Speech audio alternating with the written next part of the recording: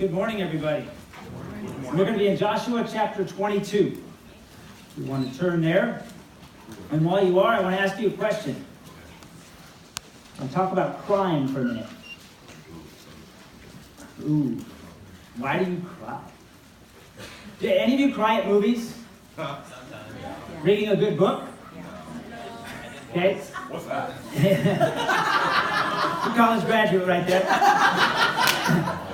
In our family, admittedly, a bunch of crybabies. In a good way, as many of you know. I'm not wired exactly the same. Our family will cry at good news, we'll cry at great news, we'll cry at bad news. Often there's literature results that bring the family to tears and just what God is doing. And although I'm not wired that way, I think what happens is when your emotions get caught up in something, it can make you cry. Right? You haven't seen someone for a while. We're expecting a birth of a baby soon, and we're going to Thailand next week, and we're expecting to see a little baby. I'm sure there'll be some tears. And there's some things like that bring out your emotions, and they could end up making you well up. Well, why do I bring it up? I think if you look at Joshua 22, we're changing the pace again in the book, and the land is divided up. And I think if you're living at this time in the nation of Israel, it's a very emotional time. The 2.5 tribes from the east side of the Jordan are going to get to go home. And it's all great. And then there's some miscommunication or some misunderstanding, and it causes some division, and that's upsetting. And at the end, there's a happy ending, and so that's a good thing. But there's some highs and some lows in this. I'm living this out.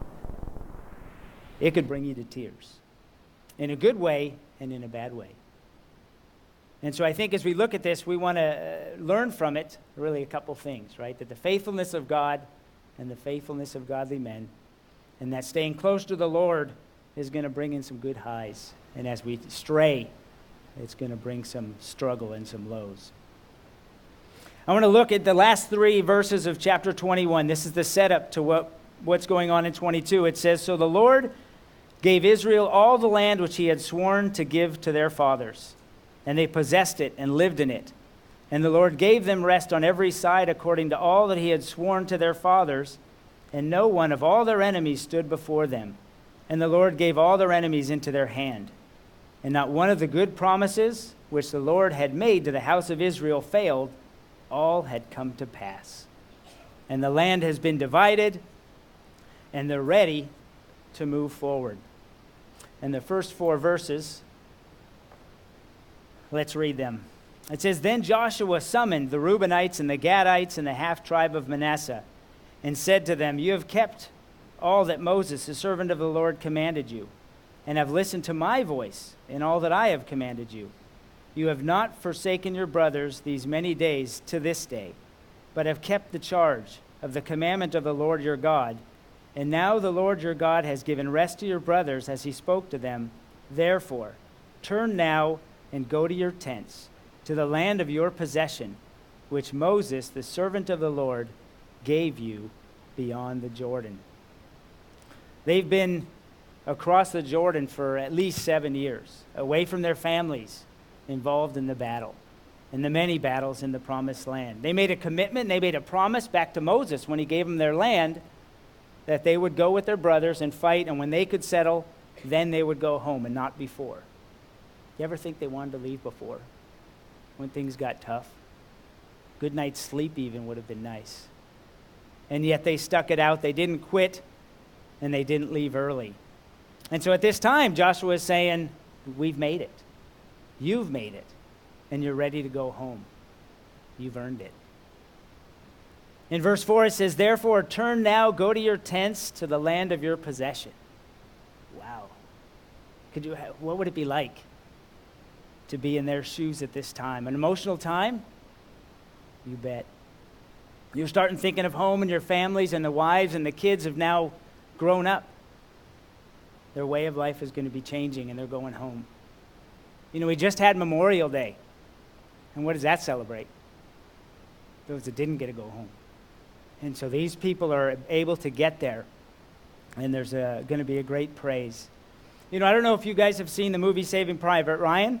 Again, I'm not a crier, but at the end of that movie, I typically tear up.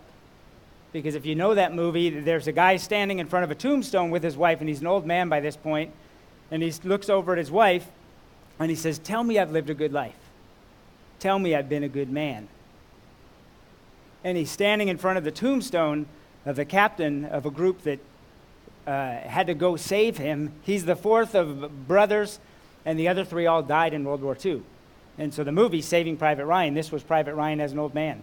And he's standing in front of the tombstone of the captain who led the group to go pull him out, who died in the battle, to get him out. And he's standing there saying, I've been saved. I'm here now with my wife and my family. Did I deserve it? An emotional scene. Did his life mean anything? Did it count for anything? Did he live up to the expectations of this captain? Our scene here today, this group was, I'm sure, very thankful to the Lord that he spared them and he saved them during those battles, and now they're going home. And Joshua is going to use this opportunity to challenge them and encourage them at the same time in the next couple of verses to keep their focus on the Lord. They've been together as a united nation of Israel fighting these battles, but now they're going to separate. And just as Joshua and Caleb followed the Lord fully, there's going to be a challenge to them to do so and to continue to do so. And they're being rewarded because they were faithful in their commitment to the Lord and their commitment to Moses and their commitment to their brothers. They were accountable. And I think that might be a challenge to us as well. Are we faithful? Are we accountable?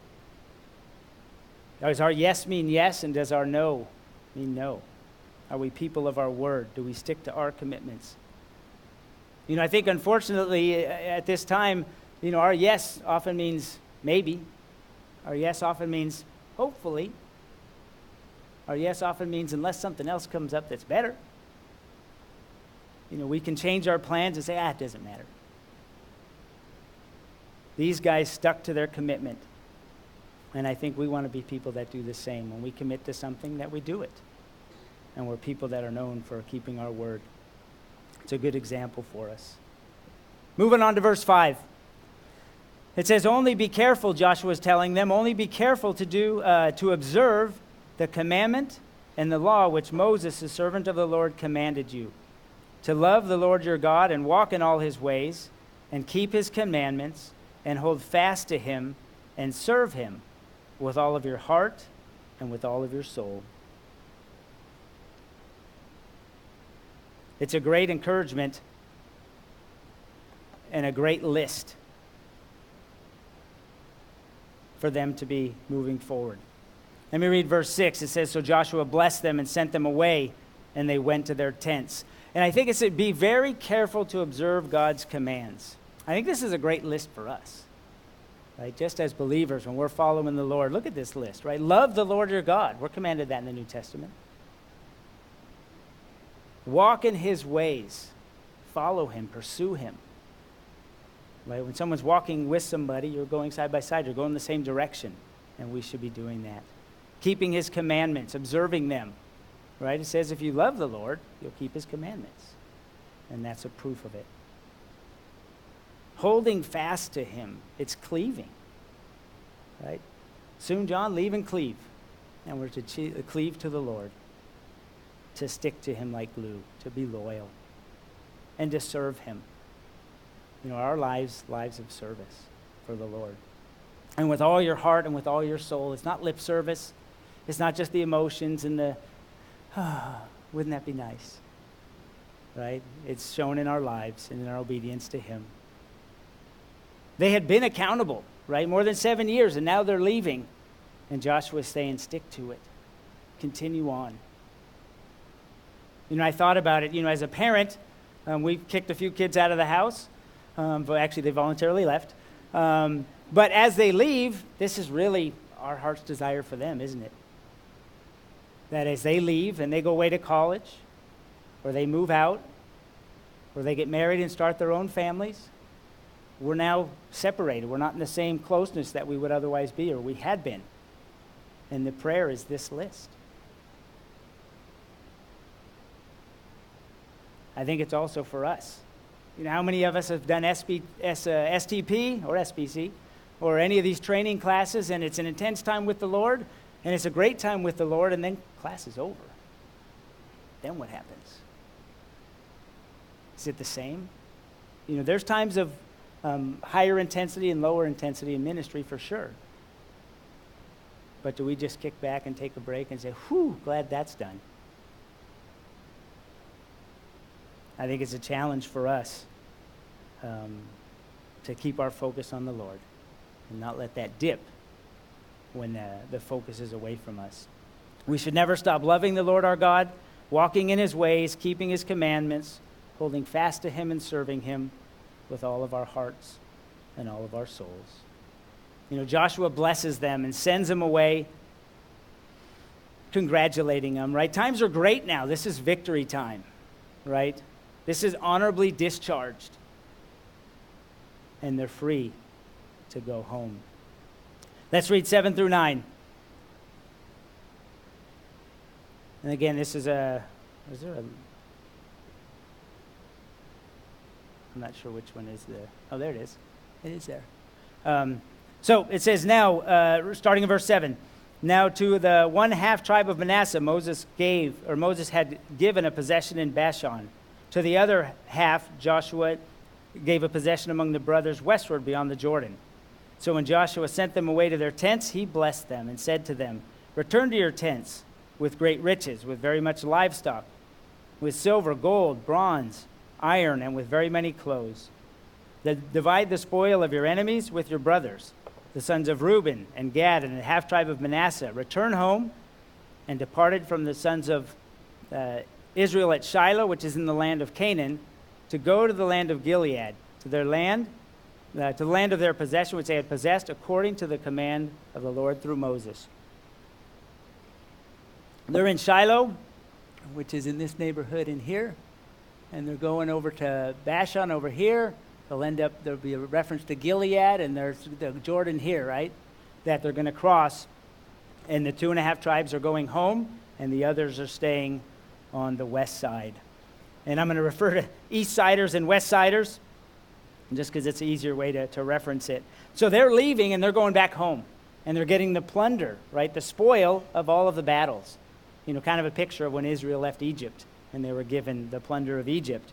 Here they won it in battle, riches and livestock and precious metals and clothes, material blessings that they're going to bring home. Not everybody came out to battle, right? Some had to stay home and care for the families and the flocks and the land, and Joshua's telling them to share with those who stayed home. Share the blessings is a principle that we have. And right, really, this wraps up the opening scene in Joshua 22. It's a celebration. It's a great time. You know, a faithful group of people have served their God faithfully, and it's a wonderful thing. And if we close the book now, you know, at a play, the curtain comes down and everyone takes a break. It's intermission, and we say, oh, that was wonderful. Great picture of God's faithfulness. And if you were living it, it would be just a celebration, right? What was it like at the end of World War II? You know, you see the old pictures, you know, ticker tape parades in New York City, and everything is great. And then the curtain rises, and scene 2 begins. And it's not the same as scene 1. Verse 10. When they came, the tribes that have left to the region of the Jordan, which is the land of Canaan, the sons of Reuben and Gad and the half tribe of Manasseh built an altar there by the Jordan, a large altar in appearance. And the sons of Israel heard it, said, behold, the sons of Reuben and Gad and Manasseh have built an altar at the frontier of the land of Canaan in the region of the Jordan, on the side belonging to the sons of Israel. When the sons of Israel heard it, the whole congregation of the sons of Israel gathered themselves at Shiloh to go against them in war. The curtain was just down. What was the mood? The curtain rises, and 3 verses later, these are the people who they faithfully served with. And they want to go to war with them. How far is that? 5 miles, 7 miles, 10 miles? How long would it take you to get there? I don't know how long it took. Days, weeks, maybe a month? Not very long. And this celebration of their faithfulness has now turned to a reaction of, we got to go get those guys. Why? It seems to me, pretty strange that they have to do it, but if you look at it, idol worship was not to be tolerated. And if they built an altar, the West Siders were saying, what are they doing? We just challenged them to be faithful to the Lord, and this quickly they're not? We've got to defend the honor of the Lord. We've got to go after them and make sure things are right, or we're going to war. As we'll see, and maybe as you know, they don't have all of the facts. And so I titled this, Not Peacemakers 101. So if you look at what was their reaction in the beginning of this, right? They listened to someone saying, hey, those guys have built an altar, right? And then they assumed the worst. They jumped to conclusions. They made accusations. They didn't ask for an explanation. They'll get one, but it's after big deliverance of a message. And they take it to the extreme, and they take it really as a personal affront, and they came with big authority, as we're going to see. Maybe not the best way to start a conversation. Right? The summary is that they made this altar, and it appears it was on Israel's side. There's some talk that maybe it was actually on the other side, but in either case, it was a big altar. And as Israel, you shouldn't have a second altar. The altar was at the tabernacle, and the East Side group is going to acknowledge that.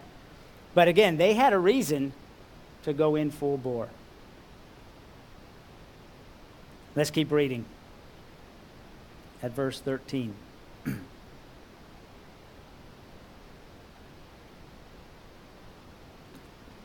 Then the sons of Israel sent to the sons of Reuben and Gad and the half-tribe of Manasseh into the land of Gilead, Phinehas, the son of Eleazar the priest, and with him 10 chiefs, one chief of each father's household from each of the tribes of Israel, and each of them was the head of his father's household among the thousands of Israel. And they came to the sons of Reuben and Gad and Manasseh to the land of Gilead, and they spoke to them.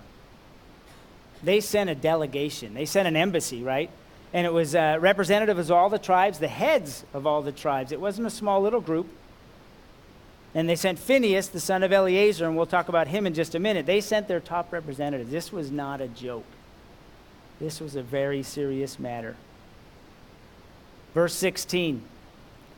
Thus says the whole congregation of the Lord, what is this unfaithful act which you have committed against the God of Israel, turning away from following the Lord this day, by building yourselves an altar, to rebel against the Lord this day?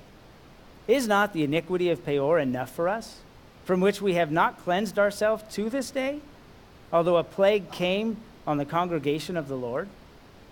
That you must turn away this day from following the Lord. If you rebel against the Lord today, he will be angry with the whole congregation of Israel tomorrow. We talked about Jesus being the same yesterday, today, and forever. If, however, the land of your possession is unclean, then cross into the land of the possession of the Lord, where the Lord's tabernacle stands, and take possession among us. Only do not rebel against the Lord, or rebel against us, by building an altar for yourselves besides the altar of the Lord our God. Did not Achan the son of Zerah act unfaithfully in the things under the ban, and wrath fall on all the congregation of Israel? And that man did not perish alone in his iniquity. Right? They see this as pure rebellion, turning away from the Lord. And they bring up a couple instances to back up their case. They brought up the sin of Peor, which was idol worship and intermarrying. This is right after the prophet Balaam, right? And all the stuff that he couldn't curse Israel, but he kind of said, well, what about this? And they intermarried and got into idol worship. And Phinehas, yes, the Phinehas that's here, is the one that stopped the situation by driving a spear through people. But in the meantime, 24,000 people died. It was a great catastrophe. And they're saying, this is like that. What are you doing? And they brought up the judgment of God on the entire nation, not just the East Siders. Hey, if you do this, it's not like we can just say you're fine. Right? We're all the nation of Israel. We're all together. We can't just let you go and do this. And they bring up the sin of Achan, as we know from the time of Jericho, as we've been going through Joshua, that he took something under the ban and the whole nation was cursed, and they lost in their first attempt to go defeat Ai. They can't just go do their own thing. The west side had an issue with that. Oh, and besides, you're on the wrong side of the Jordan, right? Right, we're on the Lord's side of the Jordan. You're on that side. If the land is making you sin, come on back over. Which was at one, point a rebuke, saying, what are you doing over there? Come back here. At the other, it's actually kind of gracious, saying, we'll make room for you. If they were unfaithful, if you remember, if they were unfaithful and didn't have this celebration at the beginning of the chapter, they weren't going to be able to go back home, were they? Right? They had to stick it out to be able to go home. If they were unfaithful, they would have had to stay with the other group anyway. And here they're saying, hey, it looks like you're being unfaithful. We'll make room for you over here. But what you do affects us. And I think that's true of all of us, right? What one another does, we need to help each other out. But here there's, tell us to our faces. We're here. The leaders of the west side are here with Phinehas. Tell us to our faces. Why did you do this offensive thing? Come on. Fess up. Emotional scene. Great victory and now catastrophe. Those on the west are mad and angry, wanting to defend God. They're frustrated that the others have so quickly fallen away. What about those on the east side? Was that their intent? We're going to see the response in a minute, but knowing their hearts, how would you react to that? Would you be a bit emotional? Would you be kind of mad? What are you doing coming after me like that? Defending your actions? They're going to explain the rest of the story in just a minute. And I don't know if some of you older folks, my age and above, remember a guy named Paul Harvey. He used to do a radio and TV, and he was like at the end of these 60 Minutes or those kind of shows. I don't remember which one. But he would start telling a story, and he was a good storyteller. And you'd kind of be drawn into the story, and towards the end it would change a little bit, and it's like, that's not what I thought it was going to be. And at the end he'd always say, and now you know the rest of the story. And it was just his thing, and he did it for many, many decades, and that was his thing on the air. And our passage is like that today. If we stop now, we'd say, man, those East Siders are a bunch of idiots. What did they do? But their response is, it was not rebellion. We're going to read the next section starting at 21. It says, and the sons of Reuben and the sons of Gad and the half-tribe of Manasseh answered and spoke to the heads of the families of Israel. The mighty one, God, the Lord. The mighty one, God, the Lord. He knows, and may Israel itself know. If it was rebellion, or if in an unfaithful act against the Lord, do not save us this day. If we have built us an altar to turn away from following the Lord, or if to offer a burnt offering or a grain offering on it, or to offer sacrifices of peace offering on it, may the Lord himself require it. But truly, we have done this out of concern, for a reason, saying, in time to come, your sons may say to our sons, what have you to do with the Lord, the God of Israel? For the Lord has made the Jordan a border between us and you. You sons of Reuben, Gad, you have no portion in the Lord. So your sons may make our sons stop fearing the Lord. Therefore we said, let us build an altar, not for burnt offering or for sacrifice. Rather, it shall be a witness between us and you, and between our generations after us, that we are to perform the service of the Lord before him, with burnt offerings, with our sacrifices, with our peace offerings, so that your sons will not say to our sons in time to come, you have no portion in the Lord. Therefore, we said, it shall also come about if they say this to us or to our generations in time to come, that we shall say, see the copy of the altar of the Lord, which our fathers made, not for burnt offering or for sacrifice. Rather, it is a witness between us and you. Far be it from us that we should rebel against the Lord and turn away from following the Lord this day, by building an altar for burnt offering or grain offering or for sacrifice, besides the altar of the Lord our God, which is before his tabernacle. Of which the West Siders might have responded, oh, sorry about that. Can you imagine? Have you ever been there? Come out swinging, right? Storming in. I know what's going on, and I'm going to fix this. And then come out with egg on your face, foot in your mouth, realizing you need to kind of walk backward out of the situation. No harm, no foul, right? But you just provoked a big uprising. I've been there. I've been there with my kids, with my wife. At work? With customers? I assume I know the situation from an observation, or maybe just catching something that someone else says. And then I glean from it, I know the character of this person. I bet I know what they did. And jump right in. Thinking the worst right away, before there's a chance for a good explanation.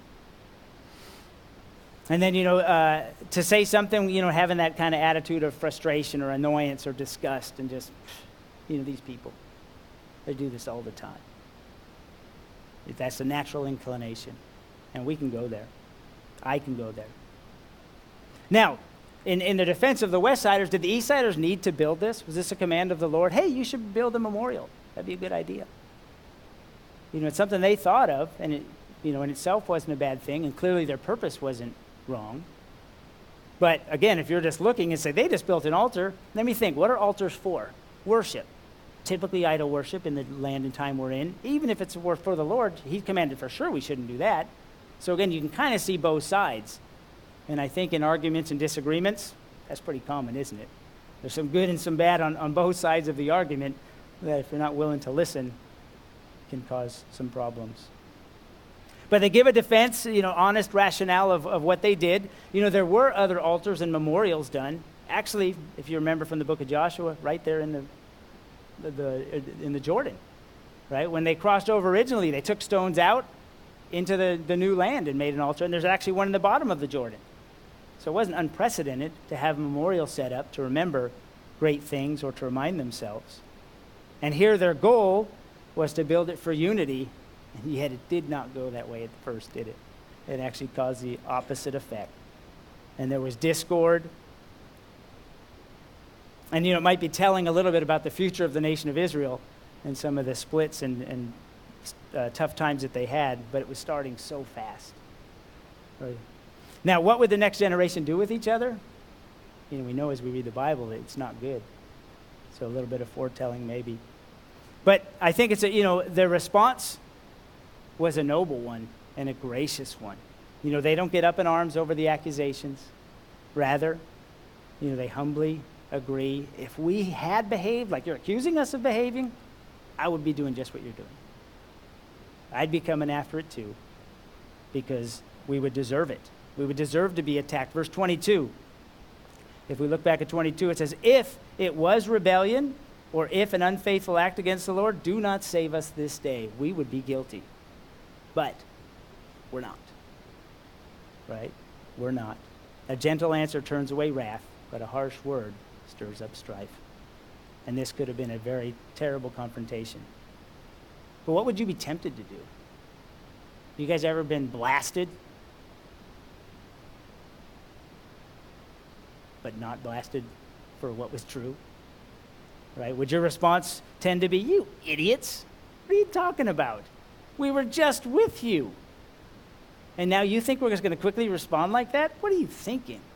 In that short time, we've barely crossed over the Jordan and you're accusing us of this? You know us better than that. What are you thinking? And they could have met, power for power, and it could have been much more explosive and bitter, and the feud could have kept going. But they didn't. They graciously responded. And they understood the case, and again, gave them credit for their assumptions and said, if it was true, then we would have responded maybe the same way. But it's not. And so the humility of the leaders of Gad and Reuben and Manasseh diffused the situation and really brought glory to God and trust among the family again. How do you respond to conflict? Do you cry? Do you get angry? Do you shrink back? Do you deal with it well? Do you deal with it at all? How do we deal with conflict? The West Siders just got a pretty good rebuke, didn't they? Here was what's going on. I'll show you. Oh. When you're told and shown that you're wrong, how do you respond? They could have kept the battle going and saying, but. Look at verse 30. So when Phinehas the priest And the leaders of the congregation, even the heads of the families of Israel who were with him, heard the words which the sons of Reuben and Gad and the sons of Manasseh spoke. It pleased them. They found out they were wrong. And sometimes when I find out I'm wrong, it doesn't please me. Right? But in this case, it pleased them. I love it. It's a great word. It pleased them. It talks about their countenance was risen. And I don't know if any of you have seen the kids' movie Zootopia. Right? There's that scene. It's in all the commercials and everything else. And the sloth's at the D&B counter, and the little fox guy tells him a joke. And the sloth is just like this.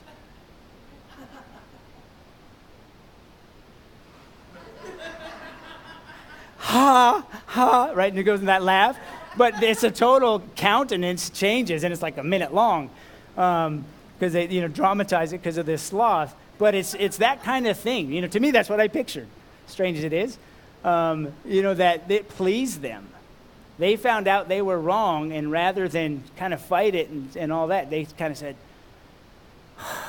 that is great news, right? You're on the same page. We misunderstood. Our bad. Whoops. Right? Just a relief. Let's keep reading. And Phinehas, the son of Eleazar the priest, said to the sons of Reuben and Gad and Manasseh, today we know that the Lord is in our midst, because you have not committed this unfaithful act against the Lord. Now you have delivered the sons of Israel from the hand of the Lord. Then Phinehas, the son of Eleazar the priest, and the leaders returned from the sons of Reuben and from the sons of Gad, from the land of Gilead to the land of Canaan, to the sons of Israel, and brought back word to them. And the word pleased the sons of Israel. What were the sons of Israel doing while they were here? They were preparing for war. And yet this pleased them, and the sons of Israel blessed God. And they did not speak of going up against them in war to destroy the land in which the sons of Reuben and Gad were living. And the sons of Reuben and the sons of Gad called the altar witness, for they said, there's a witness between us that the Lord is God.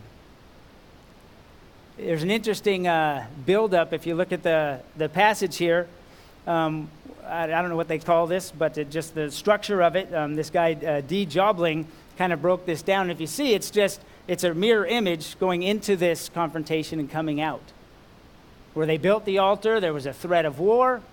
They sent the embassy. There was accusations, and then they swear their innocence. Right? And they explain the altar, and then as they get on the other side of it, the altar's explained, and they swear their innocence, and then they accept the explanation. And the embassy leaves, and they go back and they stop the threat of war. And then the altar is called a witness. But it's kind of a neat parallel in that passage. So there's reconciliation. Again, the first part of the chapter is just all-out victory. And now here, we're really at a victory again, but through some conflict and tough times. Do we need this today? Being able to deal well with conflict? In our marriages, in our families, in our workplaces. What about in church?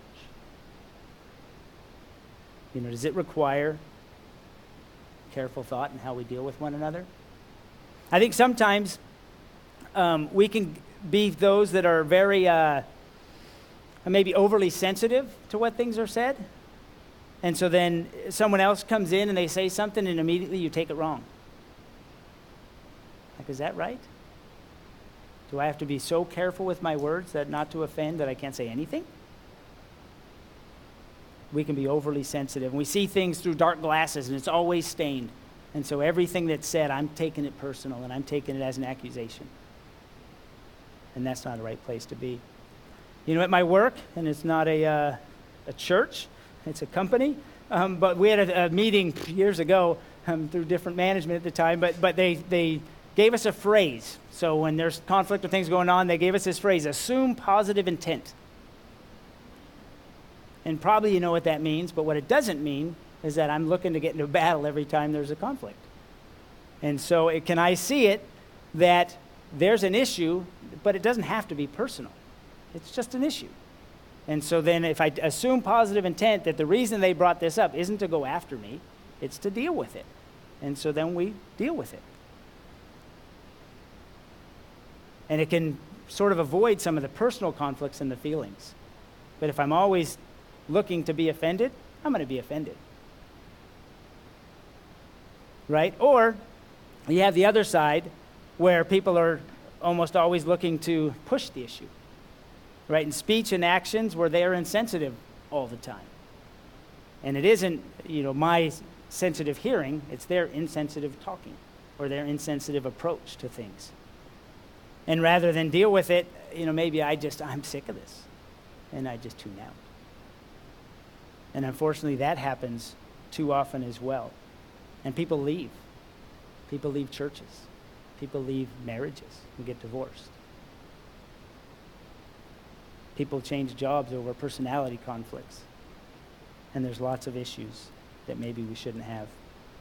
Even in the church, we can have people challenge people's motives when they're trying to serve the Lord. And that can really get someone down and frustrated or even angry. So what do they mean? I'm doing all this and that's the thanks we get? Not that you're looking for thanks, but I'm not looking for that. And yet it happens. But can we biblically and calmly handle things similar to what happened here? Can we be peacemakers? At Hillview here, we offer a peacemakers class. Anybody ever taken it? Hopefully a few. Anyone ever taken it more than once? Anybody ever have a conflict after taking the class? Maybe you could take it more than once. Just saying. One of the reasons that we offer the class is because there are conflicts. As we see here, it doesn't take long from a perfect situation to turn into a conflict. And in our lives, there's too many situations that we have conflicts in. And I'm not sure how clear this is, but in the blue, there's some of these escape responses that are ways that you really just don't deal with problems, right? It's faking peace. I'm going to deny that it bothers me. It really does, and I'm really kind of mad at you about it, but I'm just going to pretend it doesn't hurt and doesn't bug me. I'm not going to deal with it.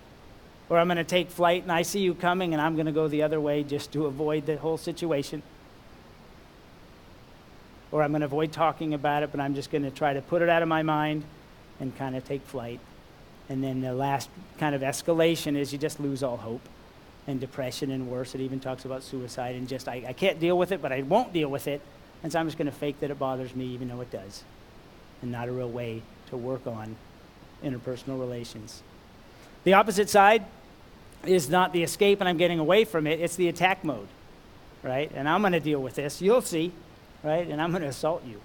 And maybe not physically, but verbally. And I'm going to come after you, and you're the wrong one, not me. And I'm going to push the buttons. And I'm going to be the west side here and say, what are you doing? And put my finger in your chest. Right? And it can lead to litigation, formally, or even in the court of public opinion. I'm going to go to the elders and say, did you see what they did? I'm going to go to my parents and say that. I'm going to talk bad about you to them and them to you, and I'm going to kind of litigate my case so I look good and they look bad. Again, not the way to handle it. And ultimately, it can go to murder. And again, not physically, although that could be the case, but, do I hate a brother in my heart? Jesus tells us that's murder. Oh, they're dead to me. I don't even care anymore. Forget them. And I go all the way to that side. I can escape it or I can attack it. And again, neither is biblical. And yet here, in this one, there's a bunch of stuff in the middle, and this is like the kids' version, which helps me out. That we can end up looking at it and say, well, we need to work it out. And ultimately, we have a great example of that in our passage today. They got hammered, and they could have come back strong. They could have come back weak, but they came back biblically, right? And they dealt with it and said, if you're right, we're dead men. We agree with you. But if you're not, then you're not. Here's what we wanted. Oh, a lot of times you can clear things up with discussion and get that worked out, right? Can you overlook little things? Little things can bug you, but little things don't have to bug you. You can choose to say, that's a little thing, who cares? Right? It's not denying where it really bugs me, but it's just saying it's not a big enough issue to cause a conflict over if it's just this. And then it builds up from there that, there's some reconciliation, which is a huge part of our passage today. Negotiation, maybe there was some of that. Right? If you really can't work it out, you can mediate it and get other people involved to help you. But ultimately, you're holding each other accountable. And really, the west side that came strong could be commended in some of their ways, right? Because they were trying to hold the east side accountable. If they're really not following the Lord and this fast, man, that's terrible. They didn't go about it maybe the right way, but their intention was right. So in our passage today, there's really two sides, two pictures. One is beautiful, right? The first one, faithful living, following a faithful God who delivered, and all is good, and a great high point. And we can learn from that example. Staying close to the Lord can really lead to a blessed life. Not without troubles. They were in battles, but a blessed life. And the second is in resolving conflict, which will come. And in conflict, when it comes, do we deal with it biblically? And we honor the Lord, and we get past it, and we're truly peacemakers. Let's pray. Lord, we thank you just for the picture we have here in this chapter of Joshua. Lord, we've gone through a long winter and spring and going through the battles and the inheritance and the land. And Lord, we're now to some instruction at the end of Joshua's life, and the next couple chapters are going to be more. But Lord, help us to learn from your word. Help us to see the victories that we can have and the true celebrations, and really honoring those that are faithful to you. And we thank you for so many that are faithful to you over so many years.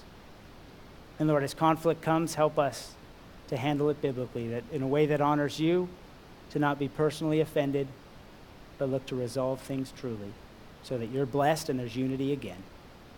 Lord, help us to learn. In Jesus' name, amen.